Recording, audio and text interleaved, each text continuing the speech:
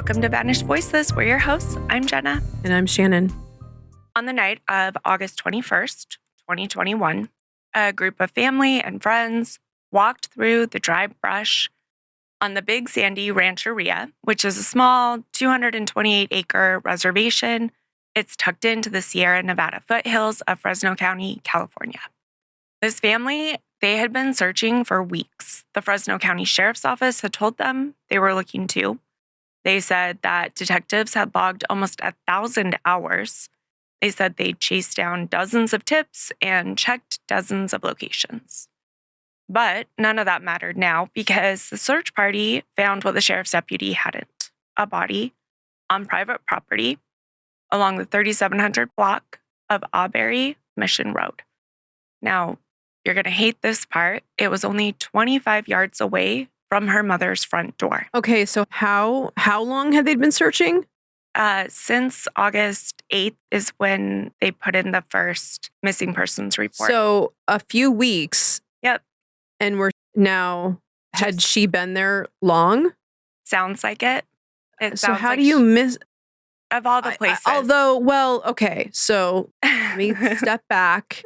Okay. And yes, you're reported missing. Yes, if you're really looking, you're going to knock on doors, but you have no probable cause to actually search somebody's property in the neighborhood. However, you would think your neighbors would be helping, looking. Yep. I don't know. Isn't that just kind of instinctual that somebody comes to your house and says, hey, someone's missing? You would, I guess maybe for kids, but you go look in your yard. Exactly. I don't know. It just seems really weird. It does. And that's why I do kind of wonder if she'd been there the whole time. Yeah.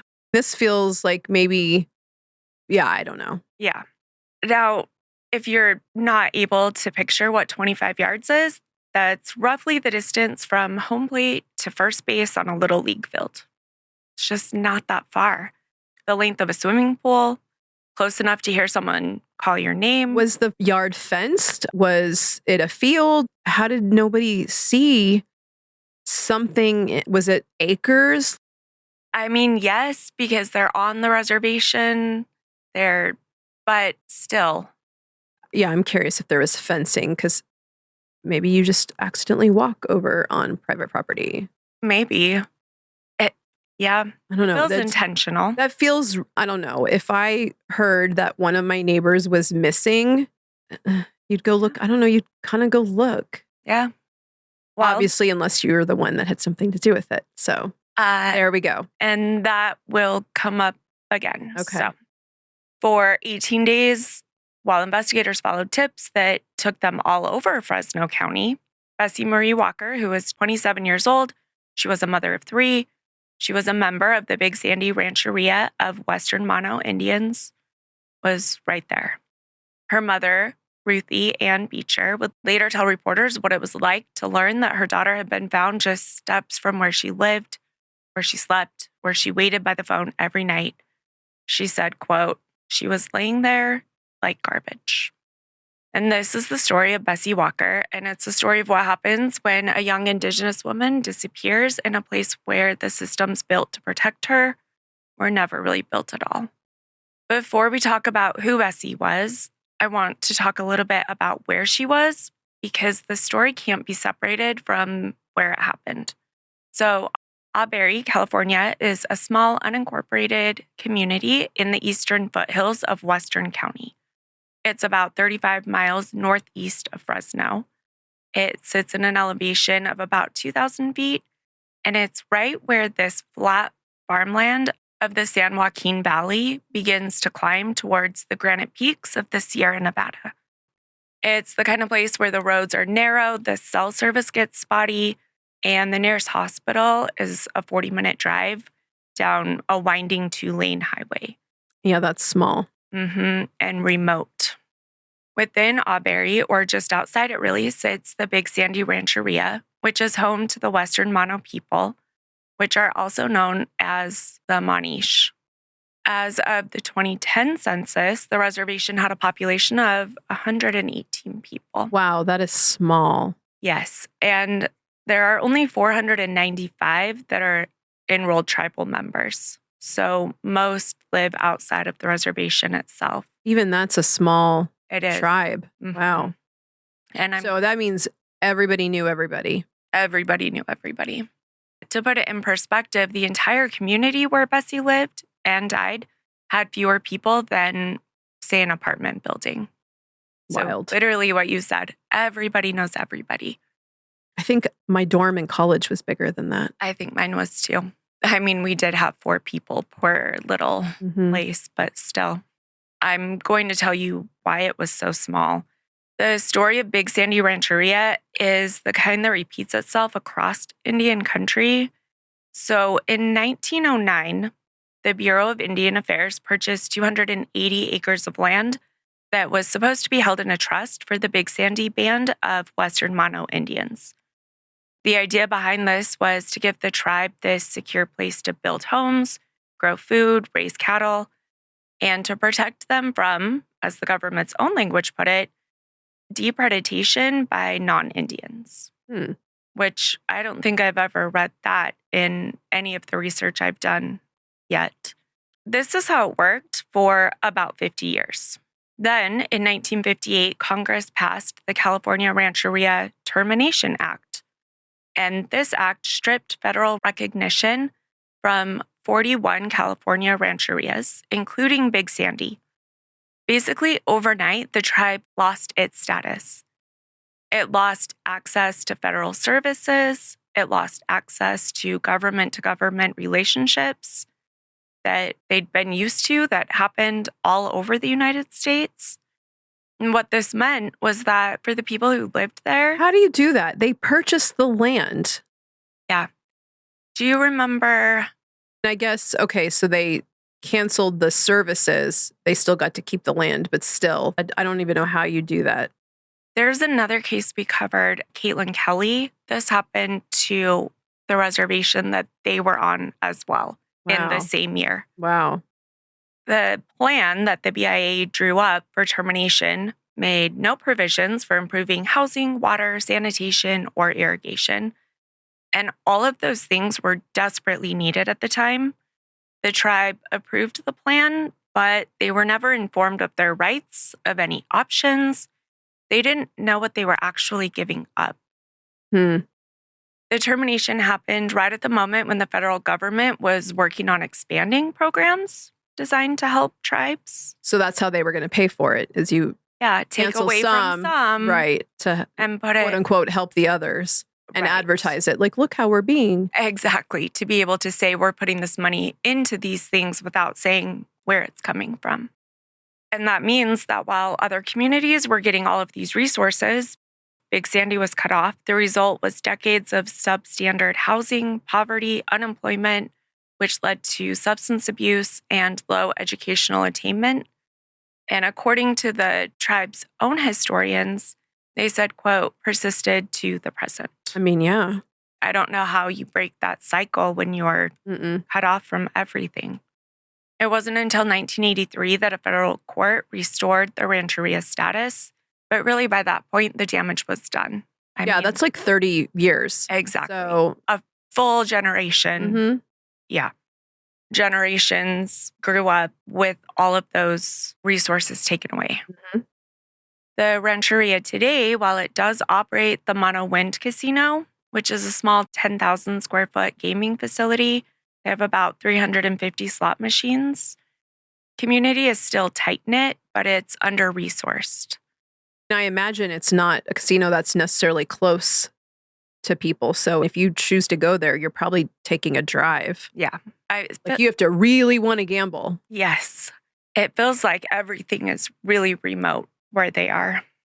The tribal headquarters sits within a ring of houses, so everybody is connected, but that intimacy cuts both ways. It means people look out for each other, but also when something terrible happens, the silence is suffocating. In the summer of 2021, Bessie was 27 years old. She was a mother of 3. She had a daughter and she had 2 sons. Her oldest was a boy. He was 12. And her youngest was 4. Her mother described her as someone who lit up a room. And if you see her pictures, she really did. Her smile is incredible. Bessie loved jewelry, collecting it, wearing it, trading it. She loved music. She loved to dance. Her family called her unique. They said she brought laughter and smiles wherever she went. She was a force who was building towards something. At the time of her disappearance, Bessie was working on getting her high school equivalency degree through an adult school program. She had a dream of becoming a designer, and specifically, she wanted to make t-shirts featuring Native symbols. She wanted to take the imagery of her culture and turn it into something she could share with the world. Love that. Me too. Bessie, described by her family on the posters that they put out, say that she was 5'5" and around 130 to 140 pounds. Her information on the BIA website, though, lists her as 5'2" and 160, which feels like a pretty big difference. Yeah. And specifically on the posters from her family, they say she had a tall, slim stature. Yeah. Which is different from 5'2". Right. I don't think I've even ever been 5'5" described as that. Yeah, I'm like, my youngest child is 5'5", and I wouldn't call her tall. I would say she's average. Yeah, But- she's tall to me. Well, yes. And then, but yeah, 3 whole inches and 30 pounds of weight difference. That's a big discrepancy. It is. And I'm not And I'm sure. going to go with the family's description over someone else's. Because the BIA did not get involved until either really late 2025 or early 2026. Yeah. How do you mess that up? So, yeah. Her family says she has shoulder-length light brown hair, which she had just cut. So a lot of the pictures show her with longer hair because it was So brand new. recent, yeah. Yep. She had brown eyes. Bessie went by the nickname Nene, and she has these dimples that you can see when she smiles. She had a tattoo of a capital R with a crown on her right hand. She had a star on her outer right wrist and a dandelion blowing away on her inner right wrist. She had the name Melba Ruth Beecher on her right upper forearm and the name Buddy Ray on her left outer arm. Across her chest, she had the name Charles Alex Riley. Now, that name has never been publicly addressed by investigators or family in any of the reporting I can find. It's just kind of one of those details that is there, but We don't know the meaning of it. yeah. What we do know is that Bessie's life, like the lives of many young women on small reservations, was complicated. She was a devoted mother. Her kids stayed with family members when she was away. She always checked in. She also had some contact with the justice system. Just days before she vanished, on July 30th, 2021, she had been released from the Fresno County Jail on a warrant connected to charges of being an accessory to a crime. Okay, so charges, not a conviction. Not a conviction. Okay. Also, it's never been put out publicly what crime she was being charged with being an accessory to. Which I could say makes sense because, again, a charge doesn't mean anything. It could get reduced. It could get dropped completely. So I can see that because all you're doing is putting down her name, and that's not what she needs right now when she's missing. It is interesting that it was an accessory to a crime and just a few days before she disappeared. Yeah, because I mean, Was that somebody trying to well, keep or her she out was of- there. She might really be a witness. Right, exactly. So, Or maybe she was there having no idea it was about to take place. So they need to talk to her first so that either she can negate A, become a witness, B, get it reduced, whatever. yeah. And since it was so close, I feel like it is worth bringing up just because I could see how that could be connected. Well, yeah, especially if she really wasn't the culprit. right. Or Maybe they're was trying to more of a silence witness. her, Exactly. knowing that she can tell on them. Yep. Her family did confirm that she was back on the rancheria in the days after her release. She was seen around the community. So it wasn't like some where they disappear right after their release. So did she have her own house or place, or did she live with family? I'm not exactly sure if she lived with family because the reporting says that she would leave her kids with her family Right. when she was gone. I mean, that could be work, whatever. Exactly. And so I don't know if she lived there with Going to them. school. So Right. There's no mention of exactly where she lived at the time. Okay. The last confirmed sighting of Bessie was near that Mono-Wind casino sometime on either Wednesday, August 4th or Thursday, August 5th. She was described as wearing a pink dress and sandals. And we don't know what happened the night she disappeared. Law enforcement hasn't detailed it, and whether they're keeping that close to the vest for a future. I do know they didn't really ask that much when they went to talk to them. So I don't know that they even looked for surveillance. Mm-hmm. But you would think in 2021 at a casino, there would be. Right. Oh, absolutely. Mm-hmm. Yeah, a casino's fully cameraed up. Yeah. And has been well before the rest of the world was. Yes. So when we're talking 2021, the rest of the world already is. Mm-hmm. Bessie's, Yeah, because I feel like we've done another case that involved a casino and there was cameras outside watching them walk across the parking lot. Yes. That was in Minnesota, I believe, because it was really cold. Mm-hmm. But yes, Bessie's family has said one thing about the night she went missing. They said that they know there was some kind of fight or domestic incident that night. And there's no reporting on if she was in a relationship or if that was what exactly that detailed. Mm-hmm. I'm guessing that while the family references it, they probably are not allowed to disclose the name either. Yes. Oh, even speaking to the press probably wouldn't release that without law enforcement providing it to them. Yeah.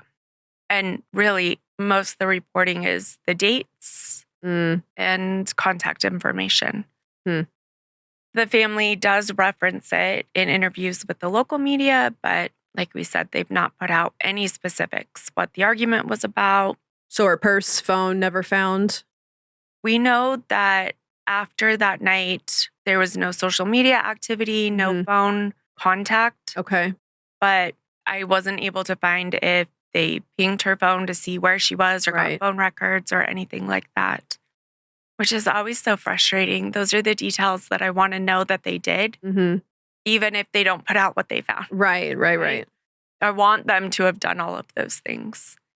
Her family said that it wasn't unusual for Bessie to be away from home for a few days at a time. She would visit Fresno. She would stay with friends, which is also what leads me to believe she was probably living with a family member because they know her coming and going. Well, Fresno's only 35 miles away, which is really only 30 minutes away. So that's actually fairly close to a bigger city. Yeah, a bigger city. So interesting that it's interesting that 30 minutes, I guess that makes sense. But at the same time, so maybe that casino did get more traffic than I was anticipating, because that's actually fairly closer to Fresno than I was envisioning. It might. And whether there are other ones that people would go to that had other games besides slots, I'm not sure. Her family says, and we mentioned this, that even if she was away for a few days at a time, she always checked in. Yeah, she's a mom. She's got kids. Exactly. But this time she didn't. By August 8th, so 3 or 4 days after she was last seen, the family filed a missing persons report with the Fresno County Sheriff's Office. And I'm not exactly sure why Fresno, if they didn't have their own, but I don't believe that their own has been referenced, but I thought they were supposed to have their own. Maybe it's small enough that they don't. Yeah. But that is quite a distance. Well, and considering they lost their status at one point, then they would go back into being covered by the county that they reside in. And then just because they got it back, it may never just have been reestablished. Because I'm sure I'm sure they weren't getting tons of money. Right. And with less than 200 people living there. Right. That's pretty small. Now, according to Bessie's mother, Ruthie, here's what happened when she called to report her daughter missing. She says that they took the report over the phone. They did not come out to the rancheria in person. They did not ask to see a photograph of Bessie. They didn't look around her property. They didn't bring canine units. They didn't even organize a volunteer search. Ruthie later said at a vigil, she said, quote, "I called the sheriffs to come out. It was like nothing to them. It took them forever to get there. They did the missing person report with me over the phone. They didn't come out to talk to me in person or see a picture of her or, look around at least in a 50-yard radius or something to see if she was around there." And the 50-yard radius, that is devastating when we now know that Bessie was found 25 yards away from the home. And I'm still trying to piece together if she was at the casino and then her mom's filing the missing persons report, why she thought she would have even been on the property. I can't figure out what piece I'm missing. I'm wondering who the neighbor was that she was found on and Who the property was? yeah, did they know each other a long time? Was it a longtime family friend? Somebody, you're going to know who they are. You're going to know their family. I think. Because it just said she was found on private property. Yeah, but 25-yard radius of the home. Because she was saying it was right outside where I sleep and where I eat. Mm-hmm. So I was... Either way, it could be the neighbor's property line. True. But yeah. The Fresno County Sheriff's Office pushed back on that narrative and said that they did try. At the time, the sheriff's name was Margaret Mims, and she told reporters that several detectives were assigned to the case. She said that approximately 1,000 hours were spent investigating. She said the department received information about roughly 12 different locations where Bessie might be, and she said her deputies searched them all. Mims said, quote, "We actually had people saying they had seen her in certain locations alive after the missing persons report was filed." She said, "Had we had any idea that she was deceased on the property, other things may have been done, but that was not our information." Yeah, see, I don't really buy that because even if the missing person report comes out, then you start getting those people are going to start talking. And if you do see her alive, you're going to go, "Hey, you're on the news. We're looking for you. You need to call." People Right. again, this is small enough that you're going to know. Yeah. And they're going to tell you to get in contact with people. So even within the first 24 hours, them not getting any of those type calls should have told the police that there was something wrong. Again, this is too small of a place. Right. And even, did anyone call the friends in Fresno? Have you seen her up there? Did she go back? Well, those are all the right questions because who was reporting that they'd seen Bessie alive? Because like we've talked about, they all probably knew each other or at least had some idea. Right. And if her family's getting it out and doing searches, you're going to hear about it. Yes. So who's calling that in? Is it people that are trying to send the deputies in other directions? If the tips are actually really coming in like that, you could see if they were calling that in from Fresno, maybe mistaken identity.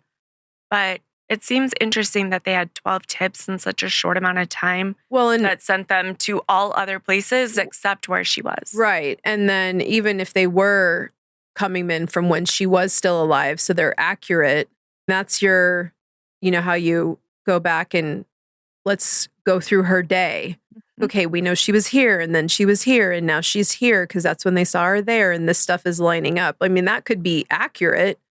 Yeah.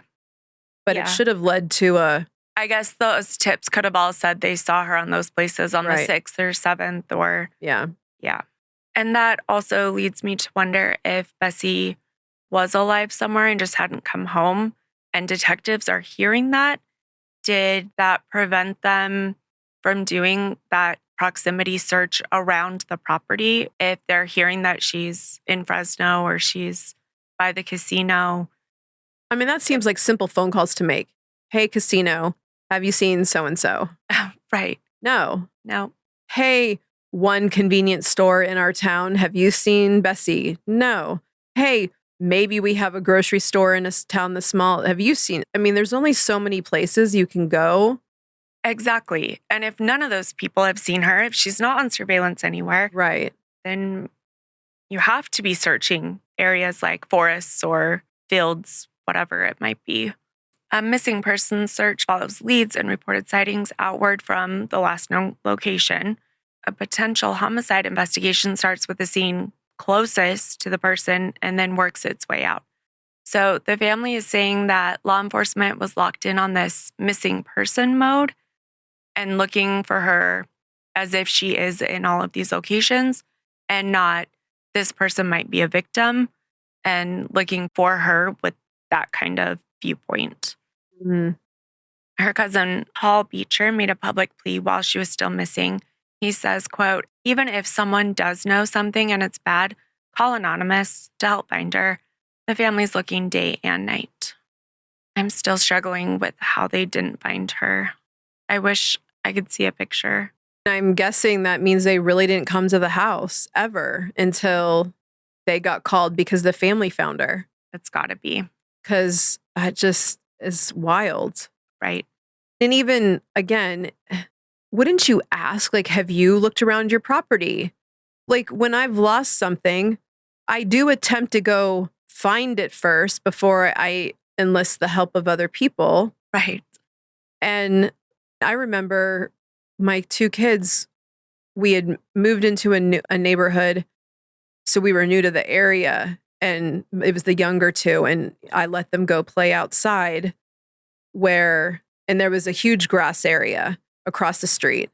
And so I could step outside, see them, and then go back in, and I would probably do that every 10 minutes or so. Well, at one point I walked out, they were clearly playing with other kids, and there was a parent over there, like, okay, cool. Well, then I came back out to check, and they were gone. And I was like, okay, that's weird. So then I walked down further and like, oh no, they're really gone. So then I start walking the neighborhood. And you're looking. And I mean, the neighborhood circle was fairly big, but I start going through the whole thing. Long story short, I'm panicking like, oh my God, am I actually going to have to call the police to report two kids missing? But I got to literally on the opposite side of the street behind my house. I find their scooters. So I go and knock on the door. Sure enough, they're in there playing with the person that they'd met down. But I was like, you guys didn't tell me.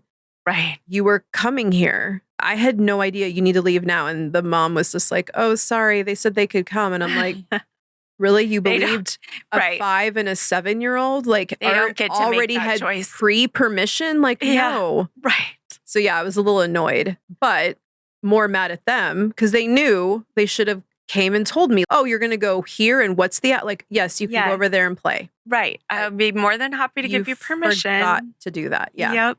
But I remember it was to the point where I was starting to panic and I was almost in disbelief, like, oh my God, I'm going to have to call the police, and we're talking maybe at this point, maybe 20 minutes had passed since the last time I'd seen them.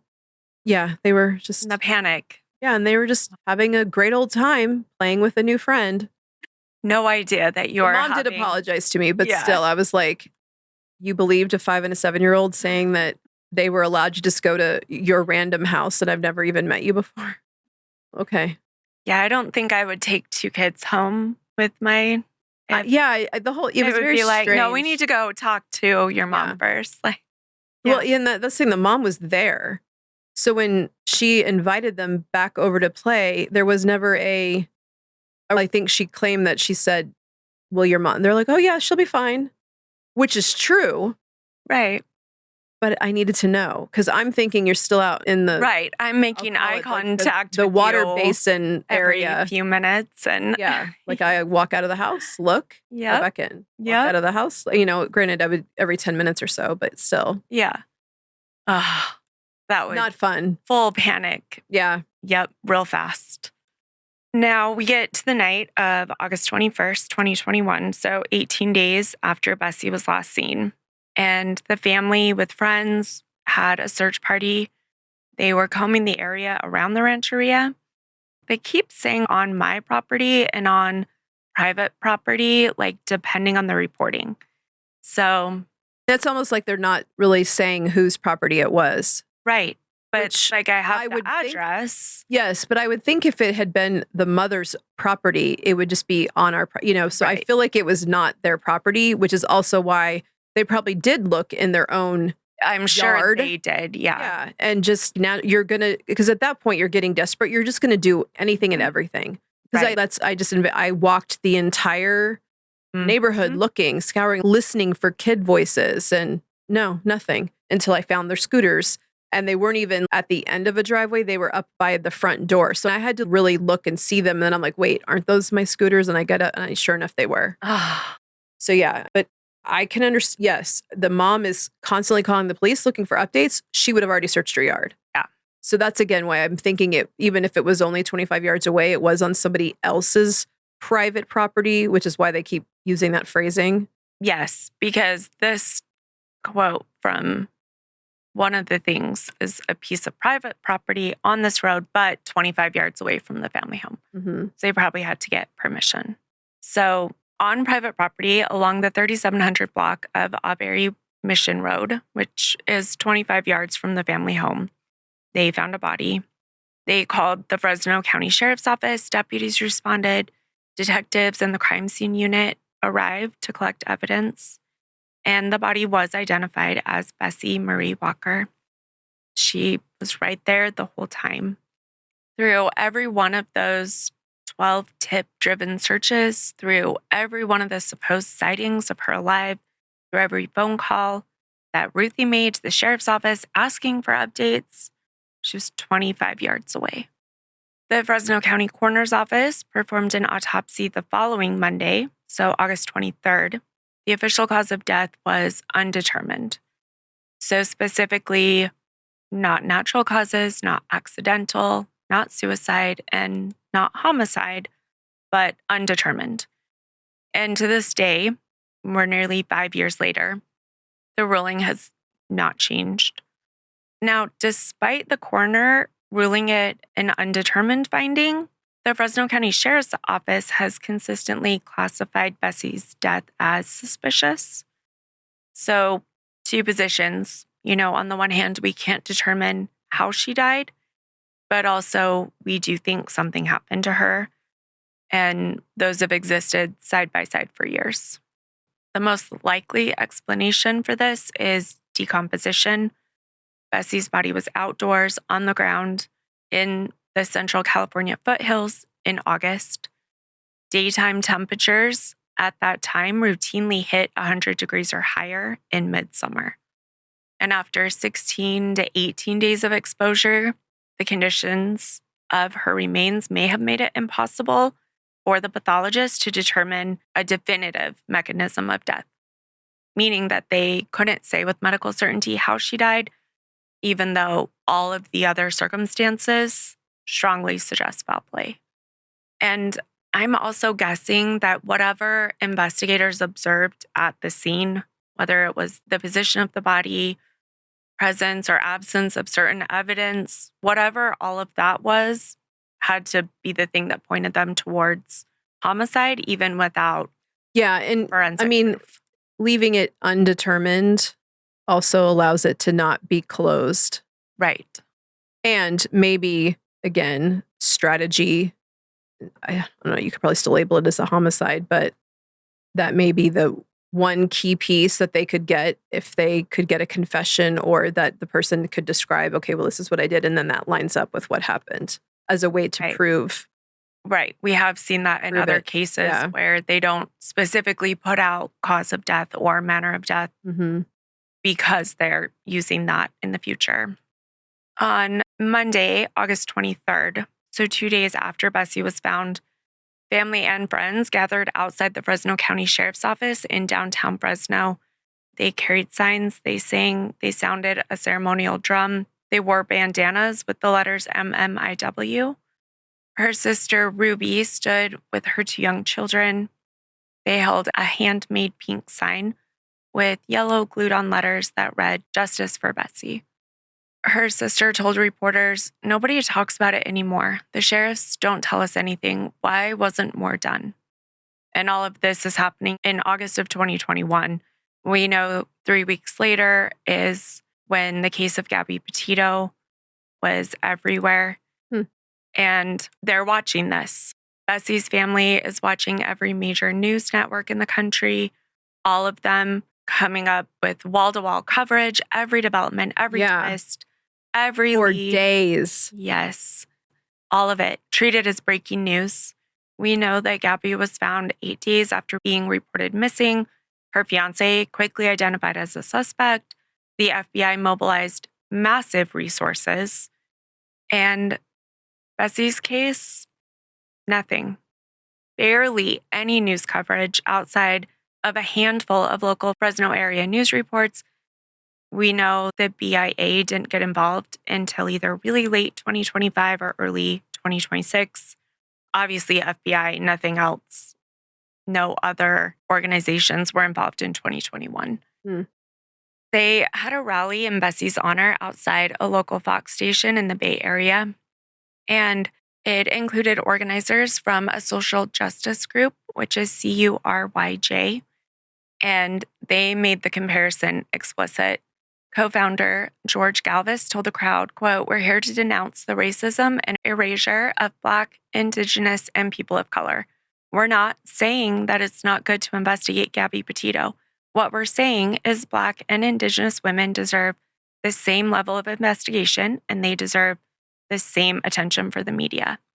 Now, it's worth noting that the rally was held at this specific location, KTVU, because a news anchor there, whose name is Frank Somerville, had reportedly been suspended after he tried to add a note to a segment on Gabby Petito, highlighting how Black women are disproportionately victims of domestic violence, and they receive a huge disproportionate amount of media coverage.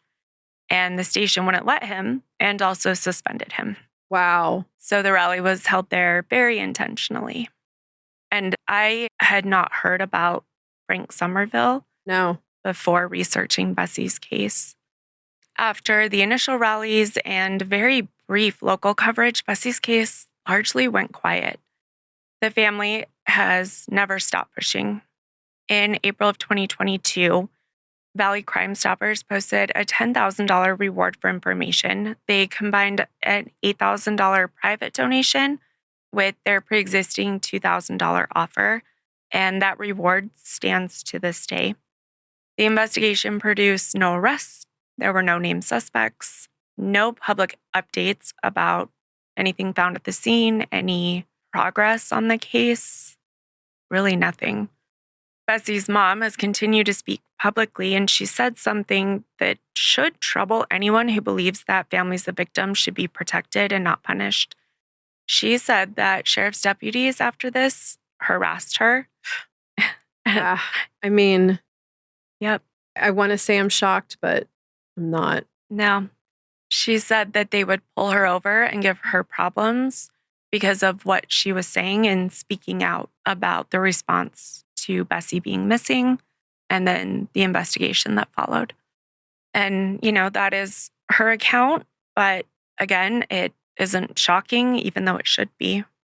And whether that reflects some kind of intentional intimidation or just something coincidental, some kind of coincidental contact in a small town with limited roads, the perception alone is damaging. It sends a message to Ruthie, to the community, to anyone who might be thinking about coming forward with information. Speaking out has consequences. In August of 2023, on the second anniversary of Bessie's death, they had about 75 people gathered in Fresno's Courthouse Park for a prayer vigil. And Ruthie spoke briefly through tears. They had local activist Roman Raintree also present, and he told the crowd he had, quote, a lot of anger and called on people to enter the dialogue with Indigenous organizations. He led a call and response of say her name, and the crowd answered with Bessie Walker. Bessie's sister spoke at a vigil held the next year in 2024. She said, it hurts a lot. Like, we were all close when we were growing up. It was always us together, and she's not here, and I'll never see her again. I'll never be able to hug her or tell her I love her. She'll forever be 27. And then she said something else that speaks to the core of possibly why this case has gone unsolved. She said, I don't trust anybody in the community. I don't trust a lot of people who are close to me. I don't trust a lot of family and friends. It's a small community, and somebody has to know something. Did any other cases for that area come up when you were researching? Are there more than just her missing from that area or from this specific rancheria? Not that I specifically saw, but I would bet that there are. It's interesting. Yeah, because usually other names do come up. Right. That's what I was wondering. Yeah. I know that names will pop when you're looking at one. So I was like, Yep. I wonder if there is. And there very possibly could be, and they have even less news coverage.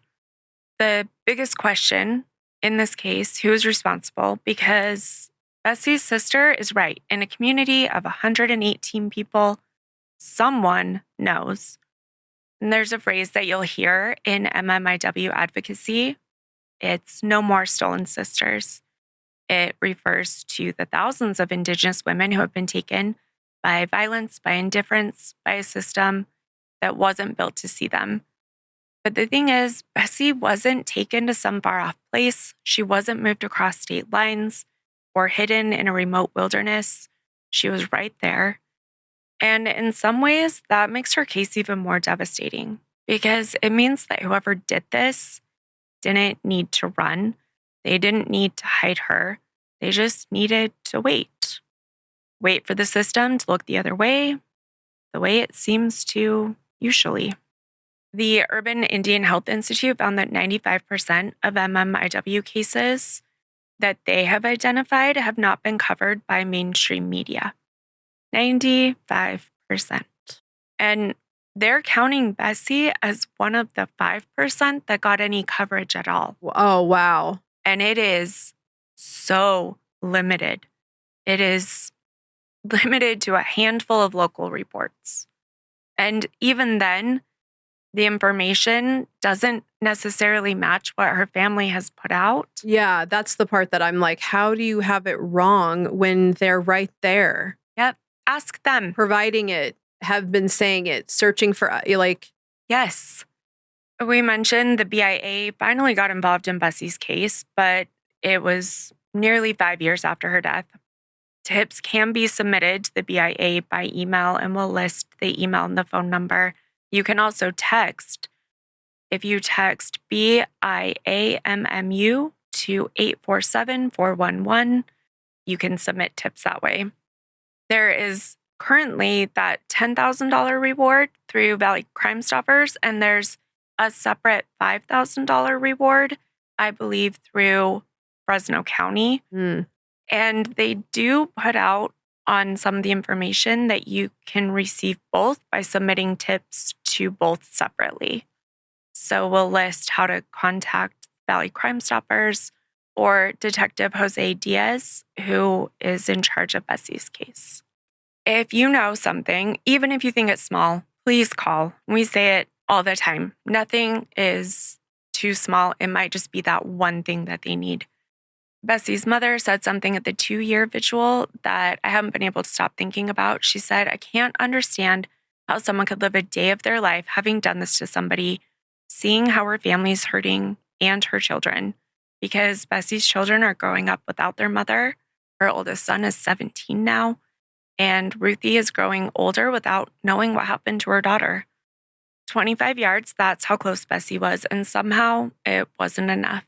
Bessie was 27 years old. She was Western Mono. She was a mother. She was a dreamer, and she was loved. Say her name. Thank you for joining us for this episode of Vanished Voices. We are grateful you've chosen to spend your time with us as we bring attention to these stories that too often go unheard. If you'd like to learn more about the resources and sources we used in today's episode, visit our blog. Link through our website at vanishedvoicespodcast.com. We will also link it in the show notes. Connect with us on Instagram, TikTok, and YouTube. We are at Vanished Voices Pod. We'd love to hear your thoughts, feedback, and case suggestions. If you found value in today's episode, please take a moment to rate, review, and share the podcast. Your support not only helps us reach more listeners, but also helps amplify the voices of those who can no longer speak for themselves. You can find Vanished Voices on Apple, Spotify, Amazon, YouTube, or anywhere you listen to podcasts. And as always, refuse to let these voices vanish. Thanks. Bye. Bye.